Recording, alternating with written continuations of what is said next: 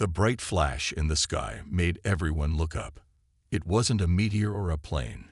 It was something nobody on Earth had ever seen before. A ship from another world had entered Earth's atmosphere on a warm Tuesday in June 2045. Captain John Miller got the call at 3 a.m.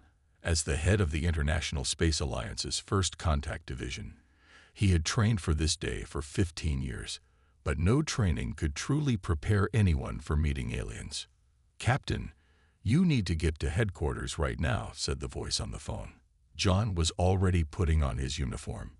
Within an hour, he stood in the control room in Nevada, watching the massive ship hover over the desert. It was 3 times the size of an aircraft carrier, and shaped like a smooth arrowhead. Its surface gleamed with a blue-green metal unknown to Earth science. "Have they made contact?" John asked General Adams. "Yes. They call themselves the Araxians. They speak perfect English. They've been watching us for decades." When the ship landed, a door opened in its side. John led the welcome team, his heart pounding. The first Araxian to step out was nearly 8 feet tall. It had gray-blue skin covered in natural plates like armor. Its 4 arms ended in hands with 7 fingers each. Its eyes were large and yellow. "I am Vexithor, commander of the Araxian Exploration Fleet," the alien said in a deep voice. "We come in peace to establish relations with Earth." John stepped forward. "I'm Captain John Miller of the International Space Alliance. On behalf of humanity, welcome to Earth." Over the next few days, more Araxians arrived. They were all tall and strong, moving with grace despite their size. Dr. Olivia Patterson, the top xenobiologist on John's team, watched them carefully. "Notice how they look at us," she whispered to John during a meeting. "It's subtle, but they seem unimpressed." John had noticed too. The aliens' yellow eyes often moved over humans with a look that reminded him of someone examining an insect. "They come from a high-gravity planet," Olivia explained later in her lab. "Their natural armor evolved to protect them from predators much larger than anything we've had on Earth since the dinosaurs. Physically, they're much stronger than us." The Araxians requested a cultural exchange. They offered advanced medical technology and energy systems. In return, they wanted to learn about Earth's countries, governments, and history. John sat across from Vexthor in the main conference room. The alien commander had to sit on a specially made chair to support his weight. "Your species is interesting, Captain Miller," Vexthor said. "You've achieved much despite your limitations." "Limitations?" John asked. "Your physical form, so small, so fragile. No natural defenses. It's remarkable you've survived so long as a species." John felt a chill despite the room's warmth. "We've found ways to compensate." Vexthor nodded. "Indeed, your technology is primitive compared to ours, but impressive considering your short history. We would like to understand how you've developed." After the meeting, John found Olivia in the research lab. "They're cataloging our weaknesses," she said without looking up from her microscope. "The way they examine everything, the specific questions they ask. They're assessing us." "For what purpose?" John asked. "I don't know, but they see us as physically inferior. In their culture, that might be all that matters." In the following weeks, the Araxians set up an embassy in Washington. They met with world leaders and scientists. They appeared friendly and helpful, offering technological insights that could advance human medicine by decades. But at night, their ships sent strange signals to the stars. The NSA couldn't decode them, but the transmission patterns increased in frequency and length. They requested access to our historical archives, General Adams told John. "For cultural understanding," they said. John watched through the window as Vexthor boarded his shuttle. The alien commander turned and looked directly at him with those yellow eyes. He smiled, showing teeth that looked too sharp for a herbivore species. John couldn't explain why, but in that moment, he felt like a mouse being watched by a cat. 6 months had passed since the Araxians arrived on Earth. They now had embassies in 12 major cities around the world. Their ships came and went regularly, bringing more of their kind to study humans and Earth. Lieutenant Kate Russell walked the halls of the Araxian Embassy in Washington, D.C. every day. As the head of security liaison, it was her job to make sure both humans and aliens followed the rules. She was good at her job, but she never fully relaxed around the tall aliens. "Good morning, Lieutenant Russell," said Zarak, one of the Araxian diplomats. Unlike most of his kind, Zarak seemed genuinely interested in humans. He often asked Kate about her life and human customs. "Morning, Zarak," she replied. "Any meetings today?" "Yes, with your historian, Dr. Grant, I believe. We are very interested in human history." Dr. William Grant was not happy about his new job. The government had ordered him to share information about Earth's history with the Araxians. As one of the country's top historians, he had been chosen to decide what to tell them. "They want to know everything," Dr. Grant told Captain Miller over lunch. "How our country's formed, our wars, our weapons development. I'm only giving them basic information, nothing that could hurt us." John nodded. "Good. I still don't trust them completely." Dr. Patterson feels the same way. That afternoon, Dr. Grant sat across from 3 Araxians in the embassy's main meeting room. He pushed a tablet across the table. "Here's what you asked for. A basic timeline of human development and major historical events." The lead Araxian, not Zarak, but an older one named Kruvak, took the tablet. "Thank you, Dr. Grant. We are particularly interested in your wars." "Why?" Dr. Grant asked. "To understand how your species resolves conflicts. It tells us much about you." After the meeting, Dr. Grant found John in the monitoring room.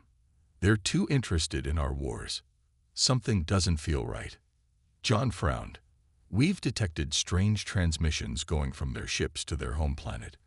Much larger data packets than should be needed for regular reports." That night, Kate was finishing her security rounds when she saw a light in a room that should have been empty. She quietly approached and peeked through the small window in the door. Inside, 3 Araxians huddled around a computer. One of them was Zarak, which surprised Kate. On the screen were military files that no alien should have access to. "These humans are weaker than we thought," one of the Araxians said. "Their modern weapons rely on complex electronics.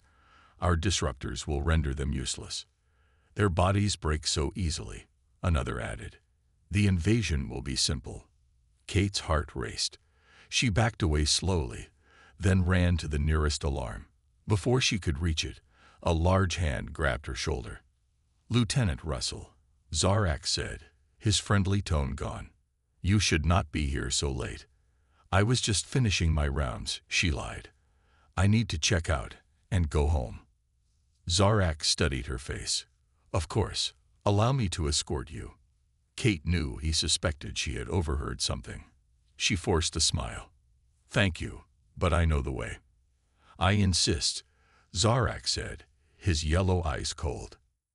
Kate nodded and walked with him toward the exit, her mind racing to find a way to warn someone.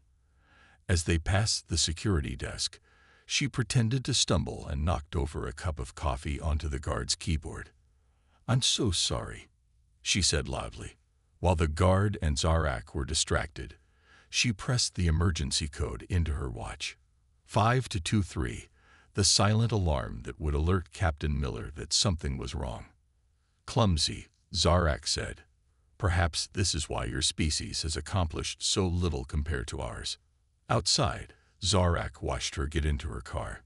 Kate smiled and waved as she drove away. But once out of sight, she floored the gas pedal. She had to reach the ISA headquarters. She had to warn them. The invasion was coming. Kate never made it to ISA headquarters. The attack began at dawn, just 3 hours after she discovered the Araxians' plan. She was still driving when she saw the massive ships appear in the sky over Washington, D.C. Similar ships appeared over every major city around the world at the same time. The ships released a pulse of energy that made all electronics stop working. Cars died on the roads. Phones went silent. Weapons and military bases became useless pieces of metal. The Araxians had planned well. Kate abandoned her car and ran through the streets as smaller alien ships landed. Araxian soldiers marched out, each standing 8 feet tall and carrying weapons that fired blue energy bolts. They rounded up humans and herded them into city parks and stadiums.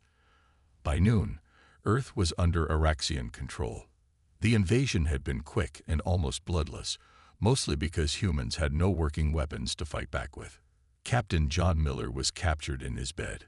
The aliens took him and other military leaders to a special prison in what used to be the Pentagon.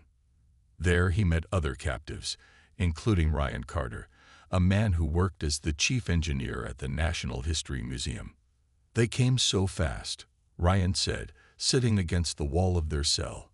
No warning. We had warning, John said bitterly. We just didn't listen to it. On the 3rd day of captivity, the cell door opened and Vexthor walked in. The Araxian commander looked even taller and more intimidating in his battle armor. Captain Miller, he said, I wanted to see how you're adjusting to the new reality. John stood up straight. Why did you do this? We welcomed you. Vexthor made a sound that might have been a laugh. Your species is physically inferior. In the galaxy, the strong rule the weak. It is the natural order. You will serve us, but we are not cruel masters. Work well, and you will be treated well.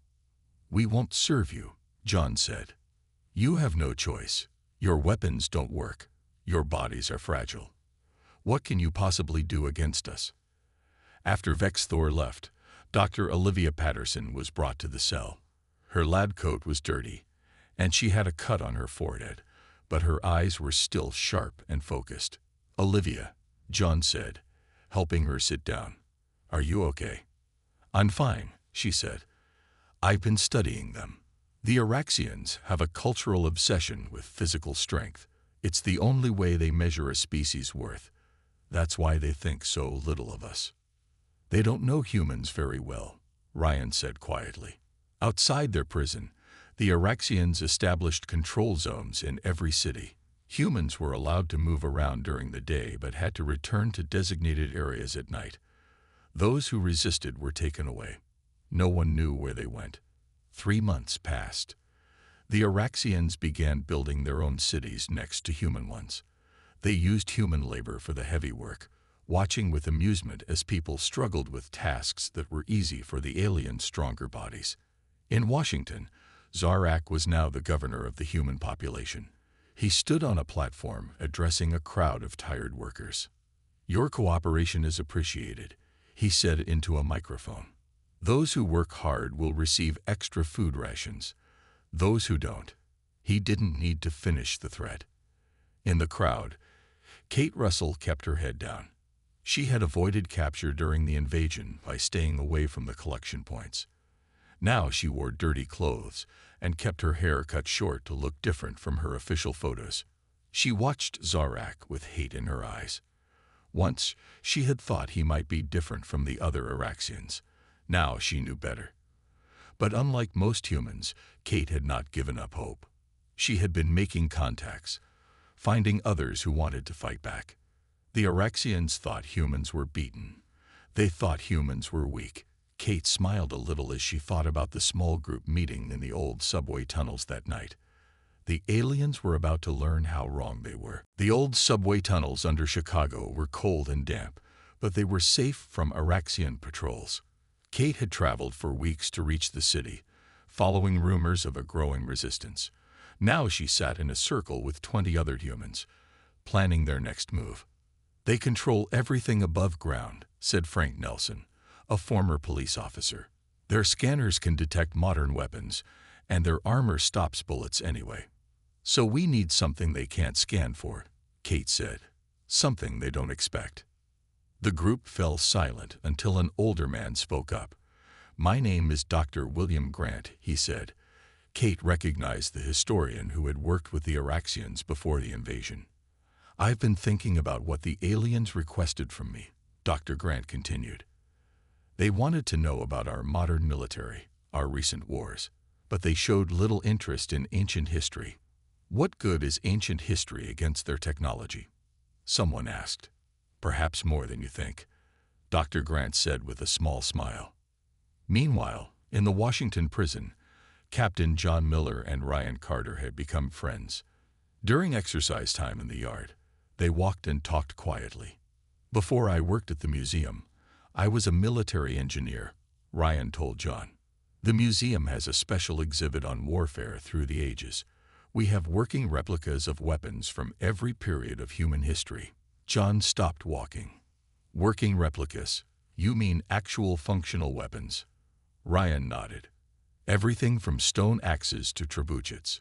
We even have a fully functional Roman ballista that can shoot a bolt through 6 inches of oak. Where is this museum? John asked, his mind racing. About 10 blocks from here.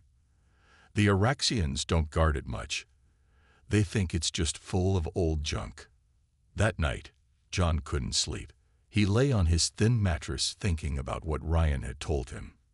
The Araxians had studied modern human warfare, but what if they knew nothing about how humans fought throughout history? In Chicago, Kate and Dr. Grant led a small team to the Natural History Museum. They moved carefully through the dark streets, avoiding Araxian patrols.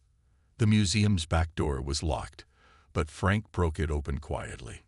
What exactly are we looking for? Kate whispered as they entered. The archives, Dr. Grant said. Books, blueprints, knowledge that the Araxians wouldn't care about, but that we can use. They found the storage rooms in the basement. Dr. Grant moved with purpose, selecting specific books and scrolls. Look at this, he said, unrolling a large paper on a table. Designs for a trebuchet, a medieval siege weapon. And here, he pulled out another scroll. Instructions for making Greek fire, an ancient weapon that burned even on water. Kate looked at the diagrams with growing excitement. The Araxians disable our modern technology, but these need no electronics. Precisely, Dr. Grant said. Humans have been fighting wars for thousands of years before electricity was discovered. We've developed countless weapons and strategies that don't rely on modern technology. Back in Washington, John and Ryan had begun their own plan. During work detail, they slipped messages to other prisoners they trusted. When John met Dr. Olivia Patterson during mealtime, he shared the idea with her. The Araxians think we're weak because we're physically smaller, Olivia said thoughtfully. But they don't understand that humans have always had to overcome stronger enemies. Exactly, John said. Throughout history, we've defeated opponents who were bigger and stronger than us. We did it with our minds, with strategy and tools. In the Chicago Museum basement, Kate and her team found more treasures. Books on guerrilla warfare tactics, designs for compound bows that could penetrate armor, and manuals on blacksmithing. We need to set up a workshop, Dr. Grant said. Somewhere the Araxians don't patrol often. I know a place, Frank said. An old factory at the edge of town.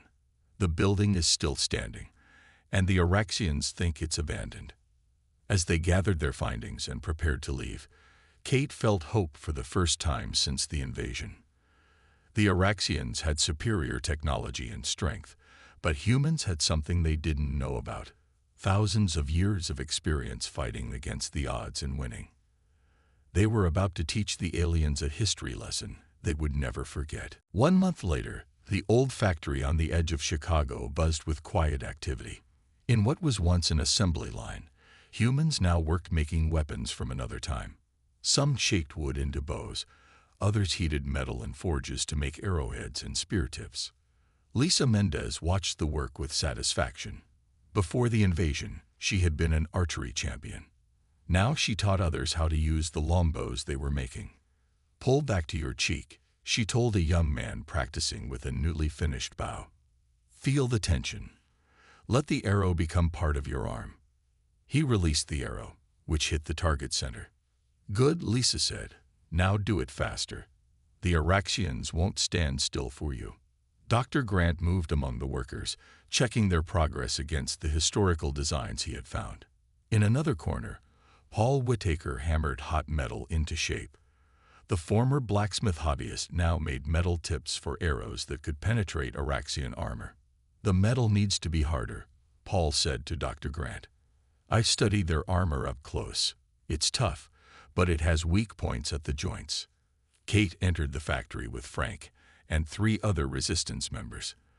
They carried bags of supplies they had stolen from Araxian storage buildings. "They're increasing patrols," Kate reported. "I think they know something's happening." "Then we need to move faster," Dr. Grant said. "Is everyone ready for tomorrow?" The next morning, 4 Araxian soldiers walked through a quiet Chicago neighborhood. They were looking for humans who had missed the morning work call. The aliens moved with confidence, their tall forms towering over the human buildings. One of them stopped suddenly. "Did you hear that?" Before the others could answer, an arrow struck the alien in the neck joint of his armor. He fell to the ground, yellow blood pooling around him. The other Araxians raised their energy weapons, looking around in confusion. 2 more arrows flew from different directions, finding the weak spots in their armor. The last alien managed to fire his weapon at a rooftop, but a 4th arrow took him down before he could call for help. Lisa lowered her bow on the rooftop. She spoke into a small radio. "Team 1, all targets down. No alarms raised." Across the city, similar scenes played out. Small teams of humans with bows, spears, and other ancient weapons attacked Araxian patrols. The aliens, expecting resistance with guns or explosives, were unprepared for silent arrows from multiple directions. In the factory, Dr. Grant received reports from the teams. 7 successful attacks. No human casualties. 12 Araxians down. Dr. Olivia Patterson had escaped from Washington and made her way to Chicago 2 weeks earlier. Now she studied samples of Araxian blood and tissue under a microscope. "I think I found something," she told Kate and Dr. Grant. "Their respiratory system is different from ours. They're sensitive to certain compounds that don't affect humans much." "What kind of compounds?" Kate asked. "Smoke with high sulfur content," Olivia explained, "and certain plant oils. The same things used in ancient smoke bombs and Greek fire." Dr. Grant nodded excitedly. That fits with historical accounts of smoke being used in sieges to disable defenders. Within days, the resistance added smoke weapons to their arsenal. They made simple bombs filled with mixtures that created thick, sulfurous smoke when ignited. During attacks, they used these to disorient the Araxians before striking with arrows and spears. News of the successful attacks spread through hidden human networks. In other cities, people began making their own ancient weapons. The Araxians, confused by this unexpected resistance, increased their patrols and punishments. In the Araxian command center, Zarak received reports of the attacks. "How are they doing this?" he demanded. "Our scanners detect no modern weapons." An Araxian officer showed him an arrow taken from a dead soldier. "They're using primitive weapons, Commander. Projectiles made of wood and metal." Zarak examined the arrow. "Simple but effective." He looked troubled. "I thought we understood these humans, but perhaps we've missed something important about them." That night, Zarak sent a message requesting a meeting with the human resistance. Kate didn't trust Zarak's request for a meeting, but she saw an opportunity they couldn't ignore. After consulting with Dr. Grant and the other resistance leaders, she agreed to meet the Araxian commander at an abandoned warehouse on neutral ground. She brought only Dr. Grant with her, but positioned Lisa and 20 archers on nearby rooftops as security. If this was a trap, the Araxians would pay dearly for it. Zarak arrived with just 2 guards. He looked thinner than Kate remembered, and his yellow eyes seemed less confident. "Lieutenant Russell," he said, using her old title. "Thank you for agreeing to this meeting." "What do you want, Zarak?" Kate asked coldly. "To understand," he replied. "Your people were defeated. Your technology disabled. By all logic, you should have surrendered completely. Yet now my soldiers are dying from arrows and spears, weapons from your ancient past." Dr. Grant stepped forward. "That's exactly what you fail to understand about humans, Commander. We have never stopped fighting, not throughout our entire history." Zarak looked at Dr. Grant with genuine curiosity. Explain. You asked me for information about human history before the invasion, Dr. Grant said. But you were only interested in recent wars and modern weapons. You ignored everything else. Because primitive history is irrelevant to modern warfare, Zarak said. Dr. Grant shook his head. That's where you're wrong. Humans have been fighting wars for thousands of years. We've developed and perfected countless weapons and strategies. When one approach doesn't work, we try another. Zarak seemed troubled by this. Show me. Dr. Grant opened a book he had brought with him. Look at these. Greek phalanxes, soldiers standing shoulder to shoulder with long spears to defeat larger forces. Roman legions that conquered most of their known world with discipline and adaptability. Mongol horsemen who created the largest land empire in history using bows and speed. He turned more pages. Medieval knights in armor. Revolutionary War soldiers using guerrilla tactics against a superior British force. Every era, humans have found ways to defeat enemies who were stronger or better equipped. Zarak studied the images with growing concern. And you've kept this knowledge? Of course, Dr. Grant said. It's our history. It's who we are.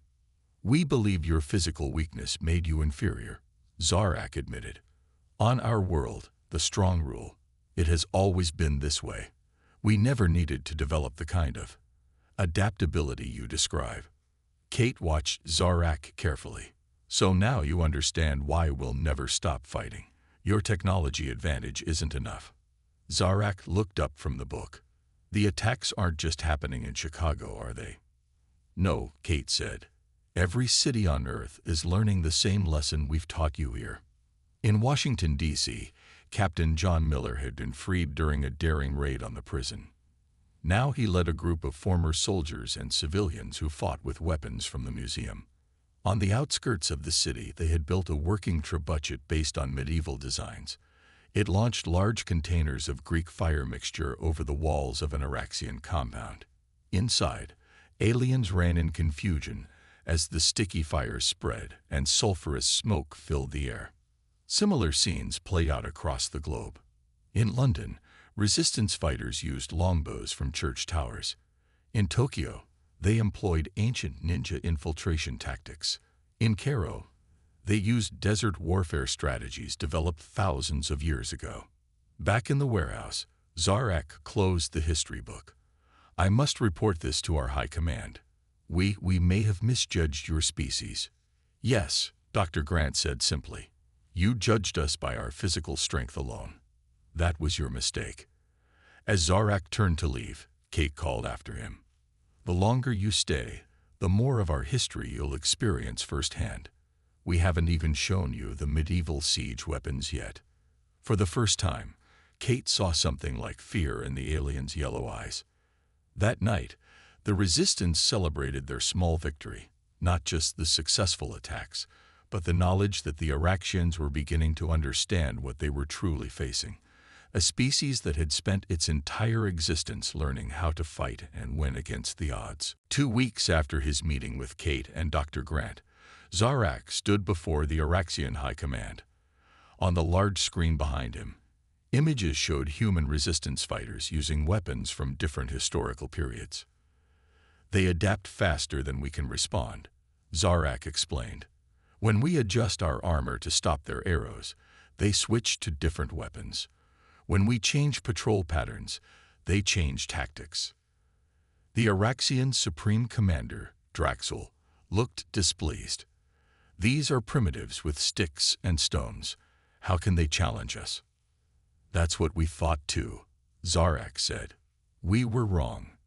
He showed them more images, humans using trebuchets to launch smoke bombs over Araxian walls, fighters on horseback using tactics from ancient Mongolia, teams working together with shields and spears like Roman legions. They've been fighting wars for their entire history, Zarak said. Not just against other humans, but against nature itself. They evolved as weaker creatures who had to outsmart stronger predators. This adaptability is now turned against us. Meanwhile, Captain John Miller had linked up resistance groups across North America. They communicated using runners and simple code systems that the Araxians couldn't intercept. John now stood with Kate, Dr. Grant, and other leaders in their main base beneath Chicago. "It's time for a coordinated attack," John said. "Not just here, but worldwide." Kate nodded. "We've made contact with groups in 30 countries. They're ready." Dr. Patterson pointed to a map. "I've analyzed Araxian patrol patterns. They've become predictable, trying to cover too much area with too few soldiers. Then we hit them everywhere at once," John decided. The attack began at dawn. In Chicago, Lisa led a team of archers who took out Araxian guards at their main power station. Paul followed with fighters carrying smoke bombs and spears. Within an hour, they had captured the facility intact. In Washington, John led a frontal assault on the Araxian headquarters. They used shields made from car doors, moving forward in a tight formation that the Romans had perfected thousands of years ago. Behind them, teams with trebuchets launched containers of Greek fire over the walls. Similar attacks happened in cities worldwide. In Brazil, resistance fighters used blowguns with darts tipped with sedatives Dr. Patterson had developed. In Russia, they employed ancient Cossack cavalry tactics. In Kenya, they used hunting techniques passed down for generations. The Araxians fought back with their energy weapons, but they were overwhelmed by the sheer variety of attacks coming from all directions.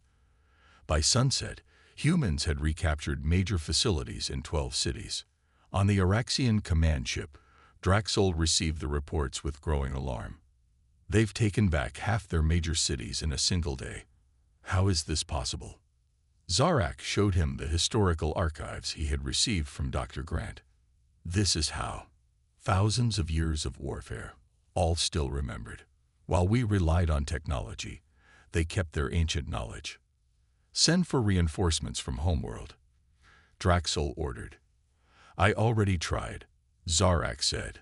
"The High Council has reviewed my reports on human history and adaptability. They've denied the request." "What? Why?" "They believe continuing this conflict is unwise," Zarak explained. "Humans don't give up. Even if we bring more ships and soldiers, they'll keep finding new ways to fight. The cost would be too high." 3 days later, Kate and John stood with Dr. Grant as Zarak and Draxol signed a peace treaty. The Araxians would withdraw from Earth over the next month. In exchange, humans would share cultural knowledge with them, but no modern military technology. "We never understood your kind," Draxol admitted. "We saw your physical form and judged you as inferior. We didn't recognize that your true strength lies elsewhere." After the aliens left, Dr. Grant was appointed to lead a new international history education program. In a classroom filled with students, he held up an ancient arrow. "This is why we study history," he told them. "Not just to remember the past, but to understand who we are. Humans have always faced challenges greater than ourselves, and we've always found ways to overcome them." On the Araxian homeworld, Zarak now taught at their military academy. His course was called Human Warfare, Lessons from Earth. On the wall of his classroom hung a simple wooden bow, a reminder of the day the Araxians learned that true strength comes in many forms. And in orbit around Earth, a small Araxian observation post remained, with permission from human governments. Its purpose was not to spy or prepare for another invasion. Its mission was simple: to learn from the species that had taught them that physical might is not the only measure of strength.